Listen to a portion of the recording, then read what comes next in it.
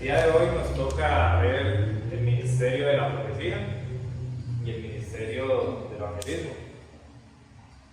Anteriormente Marcos les habló del ministerio apostólico, y para los que se preguntan por qué estoy yo hoy aquí otra vez, es porque vieron algunos cambios. A mí me tocaba Abraham, pero no se pudo.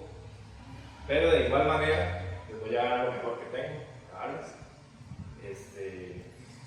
Y espero que cualquier cosa, cualquier duda que surja, me la hagan saber. Puede ser en el mismo momento, no hay problema. Entonces, vamos a Efesios 4, del 11 al 13. Efesios 4, del 11 al 13. Este es el que vamos a buscar, los demás yo se los voy a leer. Dice así, Efesios 4, del 11 al 13. Y él mismo constituyó a unos apóstoles, a otros profetas, a otros evangelistas, a otros pastores y maestros, a fin de perfeccionar a los santos para la obra del ministerio, para la edificación del cuerpo de Cristo, hasta que todos lleguemos a la unidad de fe y del conocimiento del Hijo de Dios, a un varón perfecto, a la medida de la estatura de la plenitud de Cristo. Entonces dicen amén. Amén.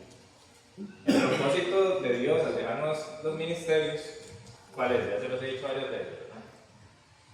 Es edificar a la iglesia, edificarnos los unos a los otros, perseverar en la sana doctrina. Esa es la función de los ministerios.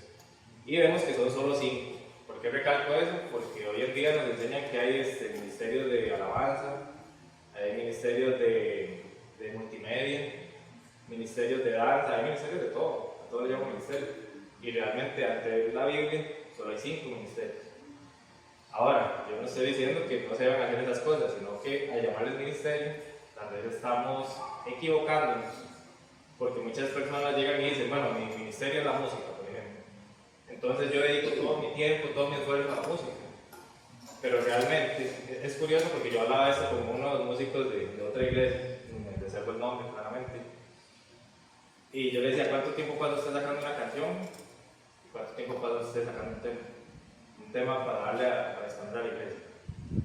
Y él me decía que él tardaba hasta 4 o 5 horas sacando una canción. Y él me decía, como siempre le dicen a uno, es que Dios busca excelencia, es que Dios hay que darle todo aquí y allá, es que yo no puedo tocar cualquier cosa, es que yo tengo que salir todo a la perfección. Pero cuando le toca un tema, ¿cuánto le dedican? Qué interesante, ¿verdad? Entonces, ¿qué es lo que pasa? ¿Por qué yo les recalco esto? Porque muchas veces nos estamos prestando nuestra atención en cosas que realmente no es que no importen, sino que son secundarias. Porque en ese ejemplo que les doy de la música hay muchas canciones que no tienen a veces la letra muy bíblica, que digamos. Y aún así nosotros nos empeñamos en sacar esas canciones. Entonces, es importante que volvamos a la Biblia y que todo lo que nosotros hagamos esté fundamentado en la Biblia. Como decía la Reforma Protestante, la sola Escritura. La máxima autoridad de fe, la Escritura. Todo tiene que ser pesado por la Escritura. ¿Por qué? Porque es inspirada por Dios. Entonces, vamos a entrar con el ministerio de los profetas. Y aquí tal vez van a caer muchos de los sesgos que tenemos o estereotipos. Porque, ¿qué es ser un profeta? ¿Qué era ser un profeta en el Antiguo Testamento? Hablar de parte de Dios. Hablar de parte de Dios. ¿Alguien que me quiera aportar qué era ser un profeta en el Antiguo Testamento? ¿Cómo los trataban? Hablar las profecías. ¿Y cómo los trataban a ellos? ¿Cómo los recibían? Los profetas de Dios, ¿verdad? No los falsos profetas. Como personas especiales. Eran especiales. Ajá. Y cuando ellos daban un mensaje duro al pueblo, ¿cómo lo tomaba el pueblo? El pueblo lo recibía. Lo recibían. Algunos. Pero no me van a dejar mentir cuando les digo que no todos. Pero como dice el hermano, cuando le habla al pueblo, sí, porque Dios hace que su pueblo permanezca. Su pueblo siempre estaba. Ajá, exactamente. Si vamos al libro de Jeremías, nosotros vemos que Jeremías no fue bienvenido. No, todos nos apuntamos. Ajá. Porque Jeremías vivió en un contexto en el que todos predicaban prosperidad, sanidad y cosas bonitas. Que Dios va a hacer esto y va a hacer esto otro en su vida. y esta noche usted va a recibir el milagro y usted nada más tiene que confesarlo, declararlo. ¿Y qué pasaba? Que no pasaba. Y Jeremías venía con un mensaje más duro de arrepiéntanse, vuelvan a los caminos, pregunten cuál era la senda antigua. Y el pueblo no lo recibía bien. Y estamos hablando de gente que era creyente. Pero como dice el hermano Rodolfo, el verdadero pueblo de Dios agarra esta palabra y la atesora. Pero los que dicen ser pueblo y no lo son se ofenden. Y buscan profetas para ellos mismos, buscan pastores para ellos mismos. Estoy mintiendo. Amén. Entonces, todo creyente está llamado a la profecía, y para esto debemos entender que la labor de un profeta en el Antiguo Testamento era ser un heraldo, una persona que sabía discernir la palabra de Dios, los errores que cometía su pueblo y sus futuros juicios por desobediencia. Esto no tiene nada que ver con adivinación ni tampoco con profecía de prosperidad. Como se narra en el libro de Jeremías, que vienen con falsas historias de bienestar a un pueblo lleno de libertinaje, y esto tenemos que entender que no es así. En 1 Juan 4:1 dice: amados, no creáis a todo espíritu, sino probad los espíritus si son de Dios, porque muchos falsos profetas han salido por el mundo. Y vean que todo ha ido relacionado hoy, porque el hermano Roro, cuando estaba presidiendo, él también mencionó eso, que hay que probar. Hay que pesarlo todo. Entonces, los profetas apuntaban a Jesús y su pasión. Eso es algo que tenemos que tener muy en claro. ¿Cuál era la labor de los profetas? Sí, declararle al pueblo, ¿verdad?, lo que iba a vivir. Les declaraban también, porque la palabra de Dios se declara. Pero hay que hacerlo bien. La palabra de Dios se declara. Ellos le decían los juicios venideros, les decían si tenían que arrepentirse. Y todos ellos apuntaban a la obra de Jesús. Esa era la labor. Toda su obra está profetizada por ellos porque así debía de cumplirse. Y ciertamente el ministerio prevalece hoy en la iglesia. Y es primeramente la exposición fiel de la palabra de Dios y el exhortar al pueblo cuando está cayendo adormecido en las manos del pecado. Por lo tanto, todos estamos llamados a profetizar, a decir la palabra como está escrita y no a generar falsas ilusiones, usando el nombre de Dios en vano, prometiendo lo que no pueden cumplir, porque no ha sido dicho por Dios, sino por sus emociones o malas intenciones. Entonces, cuando yo les digo a ustedes, ahorita vamos a ver más adelante, que el mismo Pablo dice, yo quiero que ustedes anhelen la profecía. Todos estamos llamados a profetizar, todos. A mí me cuesta mucho cuando una persona viene y me dice, yo soy profeta, porque yo... No es que a veces cometemos el error, ¿verdad?, de juzgar sin justo juicio, pero me cuesta mucho, porque yo siento la intención con la que vienen, y como quien dice, ya los conozco, ya sé por dónde van. Pero realmente todo creyente está llamado a la profecía, todo creyente está llamado a profetizar. Entonces, realmente aquí debemos todos profetizar. ¿Cómo profetizamos? Cuando hablamos la palabra de Dios. Entonces vamos a hacer unas aclaraciones. Revelación o profecía no es equivalente a cosas que conocemos abiertamente de la vida personal de otras personas o algún tipo de adivinación. Por ejemplo, yo me di cuenta que alguno de ustedes viene con un malestar de estómago. Entonces yo empiezo a profetizar de que hoy Dios lo va a sanar a ustedes de dolor de estómago.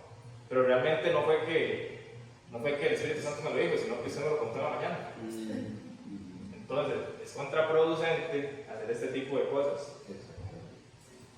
Revelación o profecía es poder exponer con claridad las promesas que Dios ya ha prometido a su iglesia a través de las escrituras sin quitarle ni agregarle nada. Eso quiere decir de que tenemos que hablarlo completamente. Está bien, vamos a decir cómo está escrita la palabra, vamos a escudriñarla, pero no podemos arrancarle textos. Por ejemplo, hay promesas que están escritas solo para el pueblo de Israel, físico en aquel tiempo. Hay promesas que están escritas para cuando estemos ya transformados, con cuerpos renovados. Hay diferentes tipos de promesas. Hay que entenderlas, no las podemos descontextualizar. No significa que si Jesús le dijo a una persona, usted va a ser sano de esto, si usted tiene fe, y que se cumpla igual para otra persona, solo porque está escrito. Ahora usted me va a hacer cara de que, ¿cómo? ¿Qué dijo? Pero es que si él está hablando explícitamente a una persona, un ejemplo, en que, por ejemplo, cuando aparece el centurión y sana a su hijo, no significa que todas las hijas se vayan a sanar, solo por tener esa fe de que se va a sanar. En ocasiones va a pasar que ese es el medio que Dios tiene para que esa persona muera. Esa persona puede morir por una enfermedad, los cristianos mueren por enfermedades. Los cristianos antes morían también de formas muy duras, en coliseos, en todo este tipo de cosas. Y uno diría, pero entonces ¿dónde está Dios? ¿Dónde están las promesas? No, es que Dios tiene un momento para todo y hay promesas que son específicas. Los símbolos proféticos apuntaban al cumplimiento de las profecías. Hoy en día ya tenemos el sacrificio de Jesús, el Espíritu Santo en la vida del creyente y las Escrituras. No necesitamos de rituales, ni mucho menos de prácticas paganas, de magia blanca, como muchos suelen tergiversar. Y yo sé que muchos de ustedes han andado en otro tipo de iglesias y no me van a dejar mentir cuando yo les digo que hay personas que han metido este tipo de rituales en la misma iglesia. Lo que llamaríamos lo secular magia blanca. ¿Qué quiere decir? Por ejemplo, nunca han escuchado a esas personas que dicen ponga sal en la puerta. Eso ahuyenta los malos espíritus. ¿Han escuchado ustedes ese tipo de cosas? Sí. ¿Saben qué es eso, hermanos? ¿Cómo se llama eso? Magia blanca, lo quieren llamar bonito, pero es brujería. Es brujería. Es brujería. O No una tiene- cabeza de ajo detrás de la puerta. Ajá. Eso es brujería. Eso es brujería. No tiene otra palabra, hermanos. Tenemos que llamar las cosas por su nombre. ¿Qué es brujería? Es paganismo. Y eso nosotros no tenemos que practicarlo. Y por eso yo me dirijo a ustedes con todo el respeto del mundo. Yo sé que son cosas que no se predican mucho hoy en día. No digo que soy el único. Yo no voy a caer en esa falacia. Porque así como dijo Elías, yo soy el único que queda y dice, no, papito, disculpe, pero quedan 7,000 que no han doblado sus rodillas ante Baal. Así mismo me siento yo soy uno de 7,000. Muchos de ustedes van a ser también, porque eso es lo que queremos lograr. Y yo sé que aquí estamos aprendiendo, y como yo siempre les digo, yo sigo aprendiendo de ustedes también. Profecía no es una falsa esperanza material, es una esperanza verdadera de prosperidad espiritual, de tener confianza en que Dios hará las cosas conforme a su perfecta voluntad y nos dará lo que Él sabe que es necesario para nuestra edificación, no para nuestro capricho. ¿Quieren un ejemplo bíblico? En tercera de Juan 2, cuando Juan le dice a Gallo, yo quiero que seas prosperado en todas las cosas, así como prospera tu alma.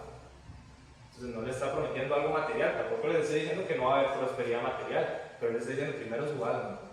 Porque ¿qué le sirve al hombre tener todos los tesoros si no tiene a Dios en su corazón? ¿De qué le sirve? Apocalipsis 19:10 nos dice, Apocalipsis 19:10, yo me postré a sus pies para adorarle, y él me dijo, mira, no hagas, yo soy consiervo tuyo y de tus hermanos que retienen el testimonio de Jesús. Vean qué importante, hay dos cosas muy importantes, voy a destacar esto. El ángel le está diciendo, no se inclina ante mí. ¿Cuántos profetas hoy en día vienen a que les besen las manos? Vienen a que les laven los pies. Vean, un ángel le está diciendo, no haga eso, yo soy consiervo suyo. Adora a Dios, porque el testimonio de Jesús es el espíritu de la profecía. Aquí está la clave. El testimonio de Jesús es el espíritu de la profecía. Entonces, lo que les dije al principio, aquí apuntaban los profetas a Jesús. Toda la Biblia trata de Jesús, de principio a fin. Primera de Corintios 14, del 1 al 5, nos dice: seguid el amor y procurad los dones espirituales, pero sobre todo que profeticéis. Porque el que habla en lengua no habla a los hombres, sino a Dios, pues nadie le entiende, aunque por el Espíritu habla misterios. Pero el que profetiza habla a los hombres para edificación, exhortación y consolación. ¿Ven lo que les vengo diciendo? El que habla en lengua extraña, a sí mismo se edifica, pero el que profetiza edifica la iglesia.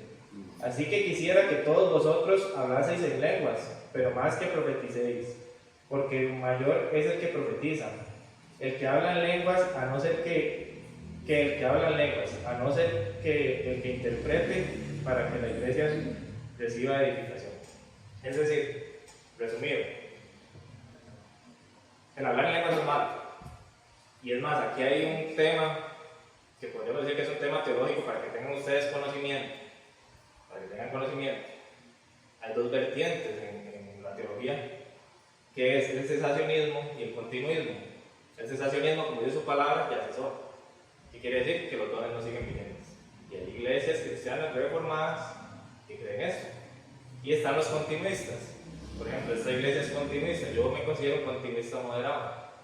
Que somos los que seguimos creyendo que estos dones siguen vigentes. Pero yo, como les digo, soy moderado. Como ustedes podrán notar, a mí no me gusta el desorden. A mí me gusta que todos esos dones sean conforme a la Biblia. Y busco, porque yo también lucho cada día, que los dones que yo tengo sean hechos también basados en la Biblia. Porque como decía mi papá ahora, uno puede hablar por la emoción de uno puede hablar con su propia carne también. Yo puedo llegar y decirles, tengo el don de profecía, y les vengo a decir todo eso que les dije al principio. Puedo decirles, tengo el don de los sueños, y vengo y me invento un montón de cosas. Por eso hay que tener medida. Hay que preguntarle todo a Dios y pesar todo. Dice 2 de Pedro 1:21, porque nunca la profecía fue traída por voluntad humana, sino que los santos hombres de Dios hablaron siendo inspirados por el Espíritu Santo. 1 de Corintios 13:2, y si tuviese profecía y entendiese todos los misterios y toda ciencia, si yo tuviese toda la fe, de tal manera que trasladase los montes y no tengo amor, nada soy. Aquí Pablo claramente está haciendo una ironía porque nadie puede llegar a tener eso. Pero él está haciendo un caso hipotético. Si yo tuviera todo esto, pero no tengo amor, no tengo nada. Nada. Y los creyentes no necesitan un acto sobrenatural para creer, porque ya tienen las escrituras. Los milagros eran dados adelante del hermano. Hermanos, que usted leyó el 21, el 20 y el 21, primero de Pedro, no digo, el segundo de Pedro. Segundo de Pedro 1:21. Pero el 19 dice que tenemos también la palabra profética más segura, a la cual hacéis bien al estar atentos. Porque hay mucha gente, hoy, bueno, eso se daba mucho cuando nosotros empezábamos en el Evangelio, hace muchos años atrás, de que la iglesia había mucha profecía. Pero la profecía que se sale de lo que está aquí, no es profecía de Dios, no viene de parte de Dios. Entonces, no hay nuevas revelaciones, no hay nada nuevo, todo tiene que estar ajustado a lo que está aquí.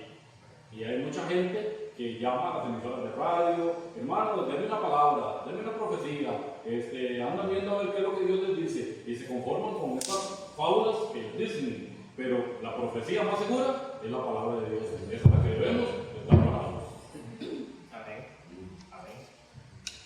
Ven qué importante es que estemos todos aquí, porque ese tipo de aportes para mí son excelentes. Y todos ustedes pueden hacer sus aportes, y como dice el hermano, si la profecía que le están diciendo se sale de los límites de la escritura, esa profecía debe ser desechada.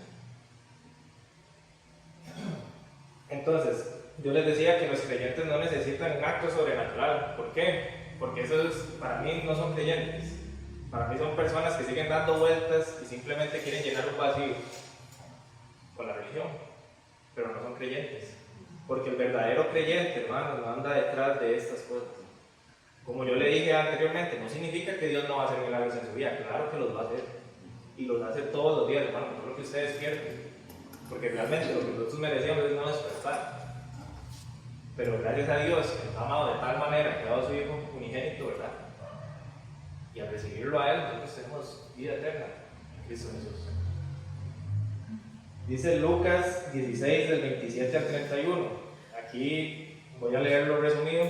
Se habla de lo que algunos dicen que es una parábola, de Lázaro y el rico. Otros, como yo, pensamos que es un relato antiguo. Pero eso no es importante. Simplemente les hago para que vean su conocimiento. Entonces dice desde el 27, entonces le dijo, te ruego pues, Padre, que me envíes a la casa de mi padre, porque tengo 5 hermanos para que les testifique, a fin de que no vengan ellos también a este lugar. Y Abraham le dijo, a Moisés y a los profetas tienen, óiganlos. Él entonces dijo: no, padre Abraham, pero si alguno fuese a ellos entre los muertos, se arrepentirán. Mas Abraham le dijo: si no oyen a Moisés y a los profetas, tampoco se persuadirán, aunque alguno se levante de los muertos. ¿Me logran entender el ejemplo? ¿Qué sucedió?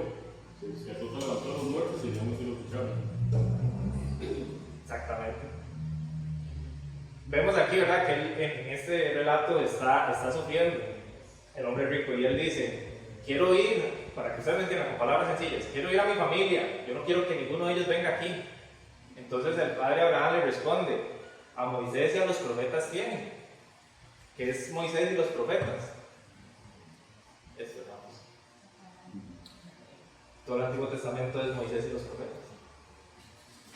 Entonces, ¿de qué sirve que vengan y me hagan un evento sobrenatural de que alguien resucitó de los muertos? No estamos hablando de Jesús, estamos hablando de una iglesia que se invente un show y resucite. Necesito yo eso para creer. Entonces, ¿qué estoy haciendo yo? Que la obra de Jesús fue completa. Eso es lo que estoy haciendo yo. Obviamente eso no va a pasar porque el único soberano es Dios, y por más obras que yo haga y por más cosas que yo quiera tergiversar, el soberano siempre va a ser Dios. Hombre nunca va a ser soberano. Pero si pasara este ejemplo, entonces ¿qué? ¿Usted necesita ese tipo de cosas, hermanos? Pues hay muchos creyentes que sí necesitan ese tipo de cosas. Y como les dije, para mí no son creyentes. Para mí son personas que siguen detrás de las fábulas y que buscan que Dios sea un Dios bombero. Que venga, les apague el fuego y después se olvidan de él. Porque no han tenido una verdadera conversión, porque no son nacidos de nuevo. Vamos a ver lo que son los evangelistas, y este es más resumido. El de los profetas era el que era un poco difícil, porque yo sé que se tiene un estereotipo de profetas, pero gracias a Dios que en esta iglesia, adelante, ¿no? Yo siento que cuando se habla de profecía, la gente piensa que es la prosperidad que le va a dar a uno Dios, o sea, que uno va a tener casa, va a tener carros y otras cosas, y eso más, yo siento que eso más es como depende de la fe, de la declaración. De que yo declaro que tengo fe que va a suceder algo, pero no tiene nada que ver con profecía. Porque la profecía es la palabra de Dios escrita, o la palabra de Dios que Dios le da a una persona indicando lo que ya está escrito en la palabra de Dios, para la redundancia. Porque uno se confunde mucho con lo que es esa gente, hay uno muy famoso que es Nostradamus, y las profecías de Nostradamus, eso no son profecías, eso es adivinación. Lo que pasa es que le ponen profecía para que la gente le llame la atención. Pero eso no es profecía, la profecía solo viene de Dios. Lo que no está en la palabra de Dios, lo que no viene de Dios es adivinación nada más. Y es como las personas diciendo tonteras a ver si sucede o no sucede. Y a veces pega, como dice uno, pero eso ya es otra cosa. Tiene razón, claro. Este tipo de profetas que salen hoy en día, como dice usted, nos trabajamos, eso es adivinación, eso no es profecía que esté aquí. Y obviamente, hay veces que, como dicen, la pegan. Entonces la gente viene y dice: ay, como dijo Nostradamus, Dios, se cumplió la profecía y demás. Y qué mejor engaño que ese, ¿verdad? Para seguir creyendo en todo este tipo de cosas, en cuanto al mercado y toda la gente que viene y le promete a usted un montón de cosas que no van a pasar. Que todo eso, hermanos, realmente es un negocio. Y solo una pequeña aclaración, Fernando nos decía, sí, separar la fe de la profecía, y eso es cierto. Pero aún así, todo lo que le pidiéramos al Padre, si es conforme a su voluntad, Él nos oye. Así que si nosotros le pedimos con fe a Dios, por ejemplo, yo vengo y le pido ahorita a Dios, qué sé yo, Dios, quiero la guitarra más cara del mundo. Tengo fe en que usted me da la guitarra más cara del mundo, una guitarra de 10 millones de colones. Eso significa que Dios me la da. Así es. Si yo vengo y le pido a Dios la moto de último modelo, una moto innecesaria, porque tal vez la que tengo me sirve para las necesidades, Dios me la va a dar. Por más que yo doble rodillas, por más que yo llore, por más que yo me tire al piso, patalee y todo, por más que yo le ayune todos los días, ¿será que Dios me lo va a dar? ¿O será que tal vez no es conforme a la voluntad de Dios? No es conforme a la voluntad. Es conforme a la voluntad de Dios, ¿verdad? Entonces ahí tenemos nosotros que escudriñarnos a nosotros mismos, ver qué hay en nuestro corazón. Recuerden que el corazón es muy engañoso y de ahí surgen los malos pensamientos. Así que, hermanos, si también nosotros estamos queriendo ese tipo de cosas para nuestra vanagloria, para nuestra falsa prosperidad, y es más, hasta llegamos a obtenerlas con métodos ilícitos, cosas que Dios mismo condena, eso no le podemos llamar bendición. A ese tipo de cosas no les podemos llamar bendición. Por ejemplo, si usted está obteniendo ganancias deshonestas, a eso no le podemos llamar bendición. Si usted está obteniendo cosas buenas basándose en el sufrimiento de otras personas, a eso no se le puede llamar bendición. ¿Estamos de acuerdo? Los evangelistas, ya vamos cerrando. Evangelista está estrechamente ligado con el ministerio apostólico y de profecía, porque su labor es anunciar las buenas nuevas, las cuales son, voy a resumírselas, que Cristo murió por nosotros, Cristo resucitó y Cristo volverá por nosotros. Ese es el evangelio resumido. Estamos destituidos, Cristo vino por nosotros, Él murió por nosotros, resucita y volverá por nosotros. Amén. Él es el único camino hacia el Padre, no María, no los santos, no hay ningún otro camino, solo Jesucristo. Solamente su sacrificio es capaz de cumplir con las demandas de Dios y pagar eternamente nuestra deuda de pecado, porque la salvación es por gracia. No hay obra que nosotros podamos hacer que nos haga ganar la salvación. Eso no significa que nuestra fe sea muerta, ¿verdad? Nuestra fe tiene que ser viva y debe ser testificada con buenas obras, las cuales Dios ya preparó de antemano. Es que no hay algo que nosotros queramos hacer por voluntad propia, Dios ya las hizo, Él ya las preparó. Y solo Jesús fue capaz de cumplir la ley de Dios a la perfección. Pequeño dato. He escuchado, y perdónenme porque también lo he escuchado aquí, que Jesús no cumplió la ley a la perfección. Y decir eso, hermanos, es una ley. Porque si Jesús no hubiese cumplido la ley a la perfección, no hubiera podido cumplir la obra redentora. Tenía que cumplir a la perfección. Por ejemplo, pequeño ejemplo, y lo digo rápido para seguir. Cuando dicen Jesús transgredió el día de reposo. Si ya lo transgredió, entonces ya no cumplió la ley. ¿Ven la gravedad de las palabras que estamos usando? No lo transgredió. ¿Saben qué fue lo que hizo? Que se opuso al mandamiento de humanos. Porque los fariseos y escribas habían puesto cargas sobre su pueblo, cargas que no estaban aquí. Y eso es lo que él llama mandamiento de hombres. Tradiciones de sus padres. De hecho, en Mateo 15, ahora lo estaba buscando porque yo no me acordaba dónde estaba. Y dice, Mateo 15:2, dice, porque también vosotros quebrantáis el mandamiento de Dios por vuestra tradición. Por vuestra tradición. Hermanos, ¿cuántas tradiciones de humanos tenemos nosotros que quebrantan el mandamiento de Dios? Entonces dejémonos de tanto relativismo, de yo hago lo que yo quiera, de yo le doy a Dios lo que me parece bueno. ¿Realmente está cambiando usted el mandamiento de Dios por mandamiento de hombres? Háganse la pregunta. Entonces, es importante decir que Jesús cumplió la ley de Dios con todo lo que requería a la perfección. Y Jesús mandó a sus discípulos a compartir este mensaje de salvación y les prometió estar con ellos en todo momento.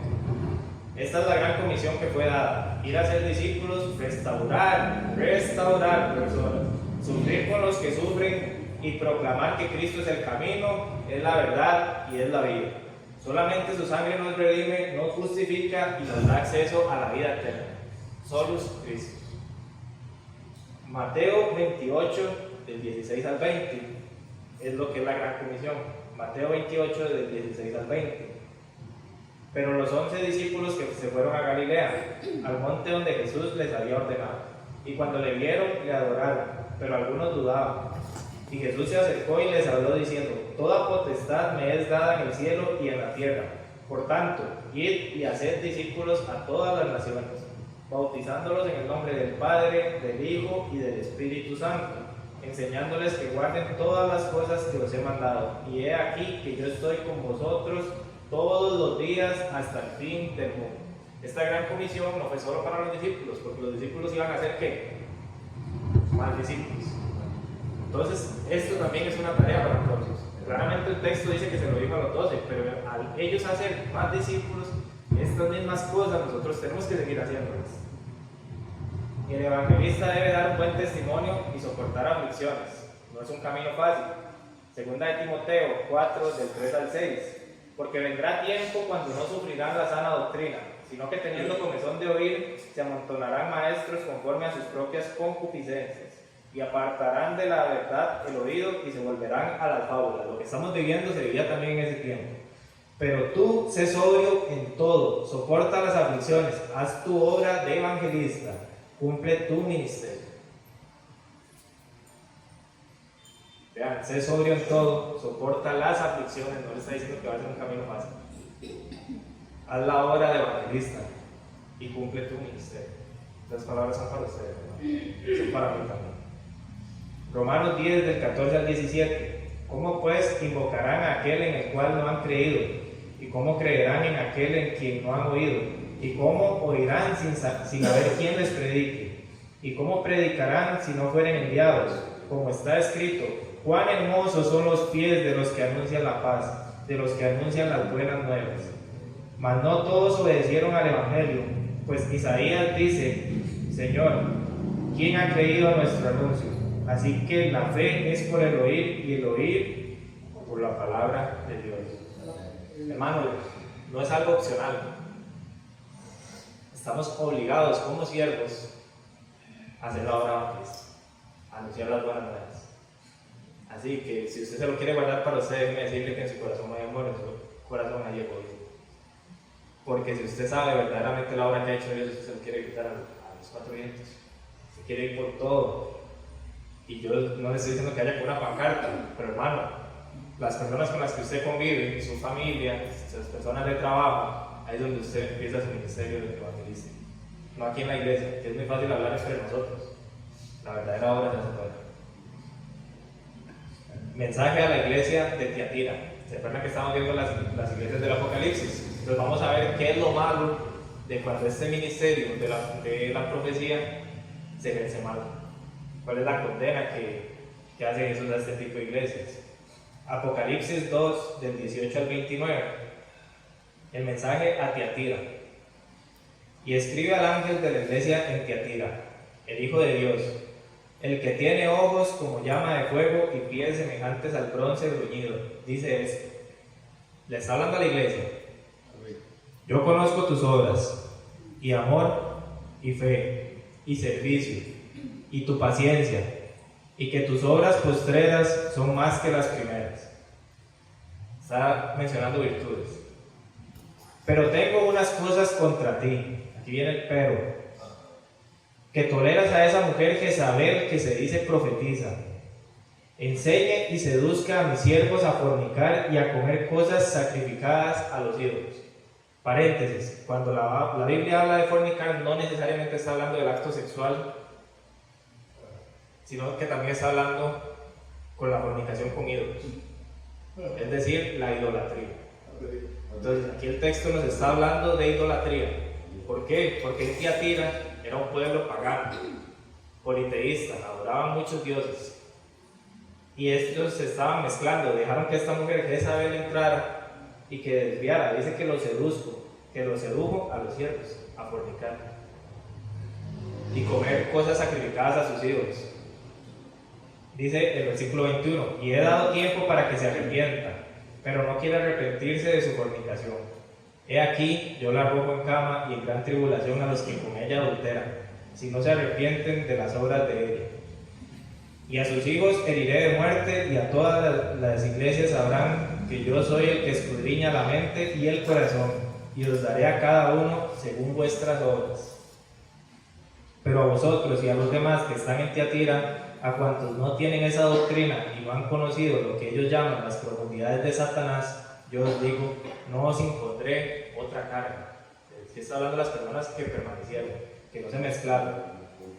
Pero lo que tenéis, retenedlo, hasta que yo venga. Al que venciere y guardare mis obras hasta el fin, yo le daré autoridad sobre las naciones, y las regirá con vara de hierro, y serán quebrantadas como vaso de alfarero, como yo también las he recibido de mi Padre, y le daré la estrella de la mañana. Y el que tiene oído, que oiga lo que el Espíritu dice a las iglesias. Qué interesante cómo voy a estar repitiéndose esa frase, ¿verdad? El que tiene oído, que oiga. Entonces, resumidamente, ¿qué es lo que pasaba en Tiatira? Y que no queremos que pase aquí. Dice que sus virtudes eran las obras, tenían amor, tenían fe, tenían servicio, dice que tenían paciencia y tenían un crecimiento continuo. Dios les menciona sus virtudes, pero también menciona sus errores. Dice que tolera otras doctrinas y que tenían una falsa profetisa que los incitaba a fornicar, que ya dijimos que es idolatría, lo cual se resume a una inmoralidad. Las indicaciones que le dan el juicio venidero les advierte que se arrepientan, no es opcional, les dice arrepiéntanse y retén lo que tienes hasta que vuelvan. Arrepiéntanse, vuelvan a las buenas obras, vuelvan con las personas que no se han mezclado y reténganlo. No les está exigiendo más, no les está poniendo más cargas. ¿Por qué les digo esto? Porque también a veces buscamos perfección. Nosotros no somos perfectos. Y no sabemos las luchas que está teniendo cada hermano por dejar su pecado, y tal vez ha avanzado más que muchos de nosotros que nos paramos aquí y creemos o pretendemos saberlo todo. Porque así somos de soberbios. Y hay personas calladitas en el silencio ahí, con Dios, que están luchando sus batallas y están mejor que muchos de nosotros. Que Dios nos ayude, hermanos. Que Dios nos ayude. La promesa es autoridad sobre las naciones y que les dará la estrella de la mañana. ¿Y quién es la estrella de la mañana? ¿Quién es la estrella de la mañana? Jesús, pero díganlo seguros. Jesús. Bueno, hermanos, este es lo que yo les quería compartir. Si tienen alguna duda, si tienen algún comentario, yo sé que me extendí un poco, pero me parece que es el tema de los más importantes. Dentro de 15 días vamos a ver el último. Ya cerramos este módulo. Vamos a ver si después empezamos otro módulo. Y lo único que quiero decirles es, hermanos, ya saben, el material lo pueden adquirir por PDF, si alguno lo quiere impreso, todas las clases que hemos dado. Si quieren repasarlo, está el video en Facebook. Y me gustaría que se levanten y